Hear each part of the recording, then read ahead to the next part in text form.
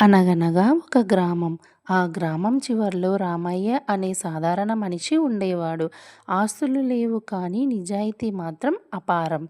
ప్రతిరోజు తెల్లవారుజామున తన ఆవుల దగ్గరకు పాలు పితికి ఇంట్లో శుద్ధమైన నెయ్యిని తయారు చేసేవారు రామయ్య దంపతులు.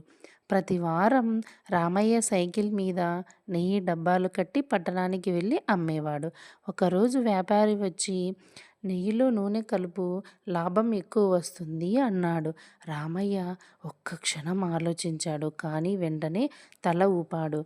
లాభం కోసం నమ్మకాన్ని అమ్ముకోలేను అని అన్నాడు. కొన్ని రోజులు అమ్మకాలు తగ్గాయి, కష్టాలు పెరిగాయి. కానీ కాలం నిజాయితీకి పరీక్ష పెట్టదు, బహుమతి ఇస్తుంది. ఒక డాక్టర్ రామయ్య నెయ్యిని పరీక్షించి ఇది నిజంగా స్వచ్ఛమైన నెయ్యి అన్నాడు. ఆ రోజు నుంచి రామయ్య నెయ్యికి పేరు వచ్చింది, గౌరవం వచ్చింది. ఆ రోజు నుంచి రామయ్య తన పిల్లలతో, కుటుంబంతో సంతోషంగా, కష్టాలు లేకుండా జీవించాడు. నిజాయితీతో చేసిన వ్యాపారం నెమ్మదిగా ఎదుగుతుంది కానీ ఎప్పటికీ పడిపోదు.